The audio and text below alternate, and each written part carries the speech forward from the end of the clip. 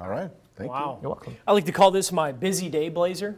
When you know you're going to be running around and you got to pop a coat on because, as you know, it was a busy day for news and weather, but it was National Signing Day around the country, and we were plenty busy here on the Central Coast. Coming up, one local running back is following in the footsteps of another great Mission Prep ball carrier. Plus, we check in with Bo Baldwin's first big signing day with Cal Poly.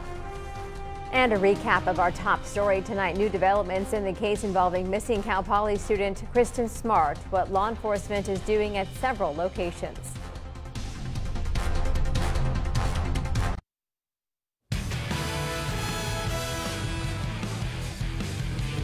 National Signing Day is a special moment for so many high school student athletes around the country, but for Mission Prep's Brian Kowal, a couple of foot injuries before his senior season on the gridiron created a bit of an unknown as to where he would play college football. But today, all questions were answered. It was a packed house inside the Mission Prep gymnasium as Kowal signed his national letter of intent to play football at UCLA. Kowal will enter the Bruins program during the summer as a preferred walk-on. UCLA is gaining one of the best running backs Mission Prep has ever had. Kowal is second on the all-time rushing yards list, trailing only his cousin, Patrick Laird, and he is first in rushing touchdowns. Kowal says his connection with UCLA was strong, and that's why he decided to sign the dotted line. The coaching staff, really, they reached out to me, and I just connected with them immediately. The way they welcome in preferred walk-ons, they treat them as any other kid with a scholarship, really stood out to me. And I mean, also they're a D1 program in the UCLA, so what else can I say about that? Now, if you can remember, Patrick Laird's journey was very similar out of Mission Prep. He walked on at Cal, ended up becoming a star for the Golden Bears, and now he just finished up his first year in the NFL with the Miami Dolphins. Across town to San Luis Obispo High School, where 9 Tigers student athletes put pen to paper inside their national letters of intent. They are as follows. Kellen Berry will play soccer at Southern Methodist University. Nate Butterfield will play tennis at the University of Redlands. Christian Clegg will play football at McPherson. Emilio Corona will play baseball at Washington. Kayla Kraft will play volleyball at Southern Utah. Angie Crozier will play for her dad at Cal Poly, play some soccer. Isabella Garatano will swim at Concordia. Moises Hernandez will play soccer at Cal Poly. And Annie Overland will do track at UC Irvine. We're here celebrating their senior year, their accomplishment, but a lot of these kids started sports at 3, 4, 5, 6, 7 years old and have had coaches, club coaches, parents. I mean, it's an investment of time, energy, and effort, and we've celebrated them and their families. It's a huge accomplishment. The Bo Baldwin era has officially began for Cal Poly football, and this National Signing Day is Baldwin's first chance to make an imprint on his Mustangs program going forward. While changes are evident with his 15 newly signed recruits, Baldwin says he's adding to what is an already well-established foundation. It can be an advantage. Now, gosh, we're all coming in fresh together. We're all starting at the same time. There's something to that. The foundation around here has, is fantastic, and it's been set for a lot of years, and there've been a lot. So by no means am I ever saying, we got to flip this thing around. No, you just have to build on it and build it to what you believe in. The regular signing period runs through April 1st, so Baldwin still has a lot of work to do and his staff over these next couple of months. Brian Kowal, war number 28 for Mission Prep. Patrick Laird, war number 28 for Mission Prep. Who's next in line of the 28s? Because there's a lot of you. Wow, high bar. Holy moly. Incredible. So cool story, and congratulations to all the athletes today and going forward, because I'm sure this is not the end. Oh, no.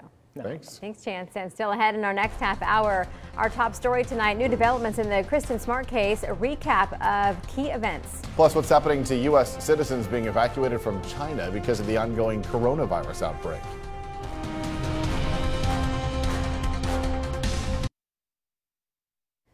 Nearly 24 years after 19-year-old Cal Poly student Kristin Smart went missing, authorities announced several search warrants have been served.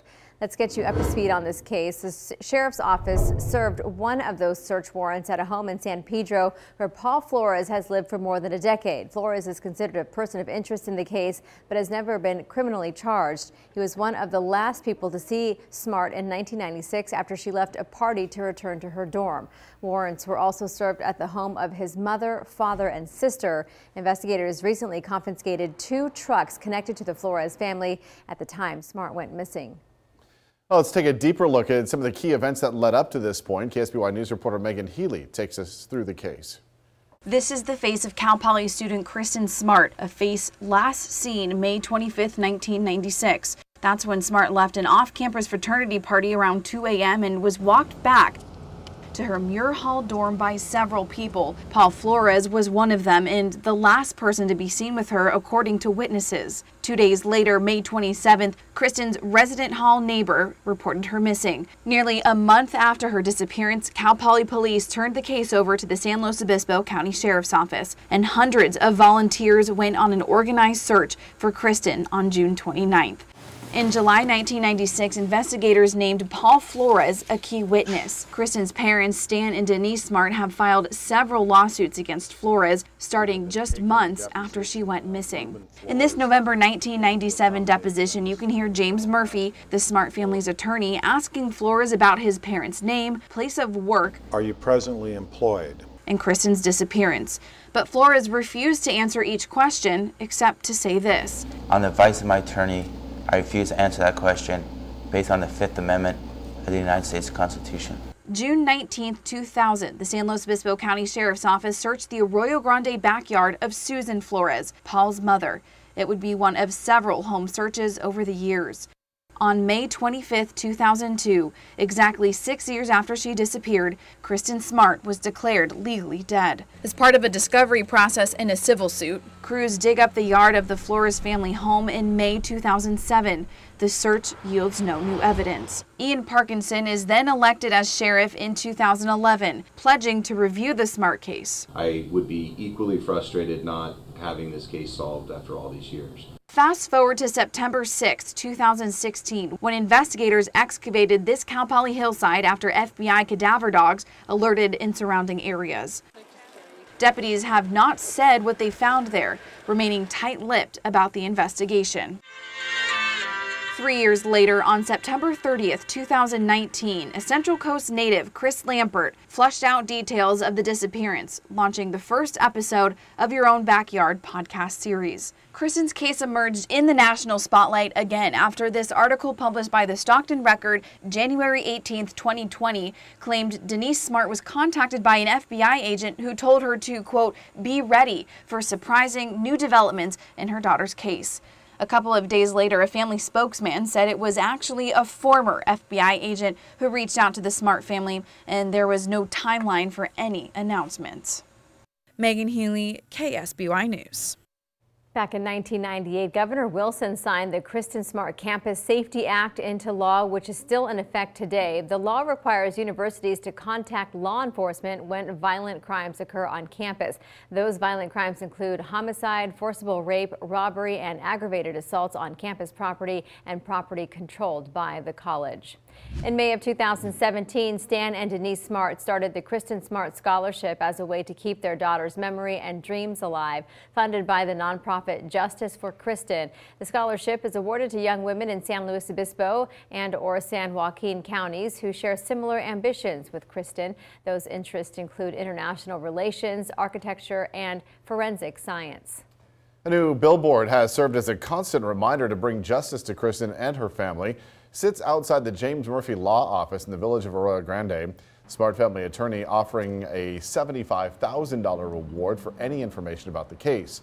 Local signage shop refurbished it last month to make it stand out and also added a link to the podcast Your Own Backyard, which talks about the Kristin Smart case.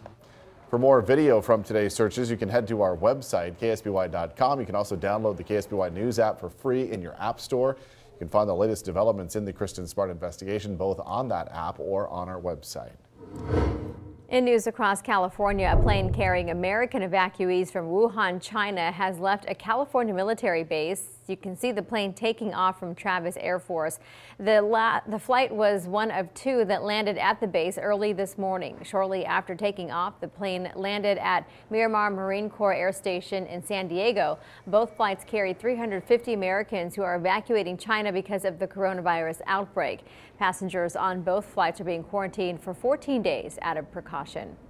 If you felt rumbling overnight or maybe saw a flash in the sky, it may have been from a launch at Vandenberg Air Force Base at 12:33 a.m.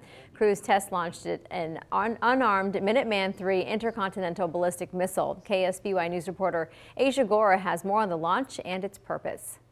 Item 133. This is the first test launch on the Western Range since the 30th Space Wing became part of the United States Space Force. This launch, what's called a developmental test, differs from the more routine operational testing because it uses a spare missile from storage to validate the flight worthiness of new or replacement components. Developmental testing provides valuable data to Air Force Global Strike Command. It tests procedures and airmen from the initial mission planning to the final weapons employment phases. This is the only place where you can do that test, and so we take a lot of pride in being able to accomplish that, not only for the national strategic element of it, but also for the test and support that the team gets to develop better, more capable, more reliable systems. These tests are not related to any real-world events. Stage 2 ignition. It was designed to test an upgraded fuse on a Mark 21 warhead. Power distribution unit. Airmen received parts for this missile about 5 months in advance. In this test, they monitored the GPS and telemetry on the Minuteman III. Asia Gore, KSBY News. Well, California is losing residents by the thousands. Coming up, why so many millennials are leaving to other states.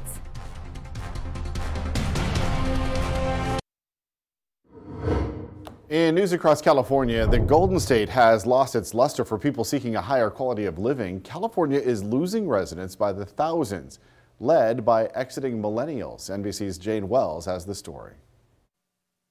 California used to be the place where everyone dreamed of going. Now people dream of leaving. My economic situation there was not great. Sydney Mulkey is a 30-year-old educator from Oakland who was living with her grandmother to make ends meet. At one point I was working 3 jobs and I was just really tired. So that was kind of the last straw. So she moved to Portland, Oregon, where she got the same job for more pay and was able to buy a brand new townhouse. Danielle and Scott Fortier are Los Angeles natives who picked up and moved their family and small business to Nashville. We've been here about 6 months, and in that 6 months, we've already had 6 friends of ours, 6 couples, relocate to the same area also. Now, these are not isolated examples. The Census Bureau says California had a net loss of 190,000 people last year. Now, that's a relatively small number, but it's growing.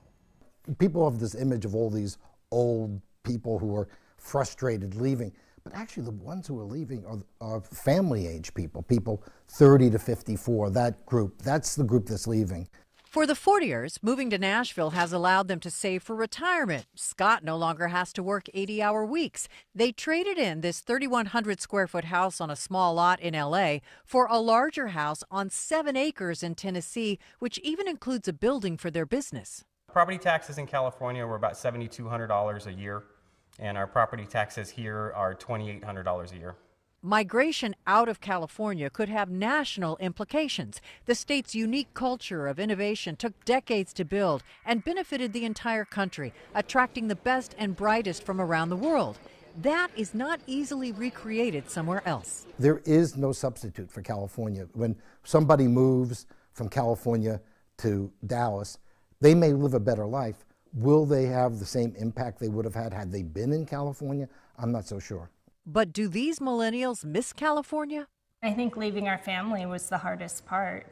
Yeah, I do. Especially on days like today when it's just rainy and gloomy and very dark at 7